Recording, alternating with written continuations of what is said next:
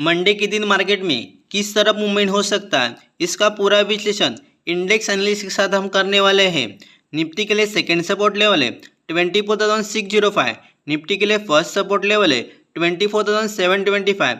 Nifty के लिए first resistance level है 24,820। निफ्टी के लिए सेकेंड रेजिस्टेंस लेवल है 24,945। बैंक निफ्टी के लिए सेकेंड सपोर्ट लेवल है 52,960। बैंक निफ्टी के लिए फर्स्ट सपोर्ट लेवल है 53,750।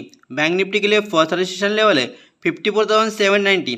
बैंक निफ्टी के लिए सेकेंड रेजिस्टेंस लेवल है 55,340। फिन निफ्टी का सेकेंड सपोर्ट लेवल है 25,335। फिन निफ्टी के लिए फर्स्ट सपोर्ट लेवल है 25,715।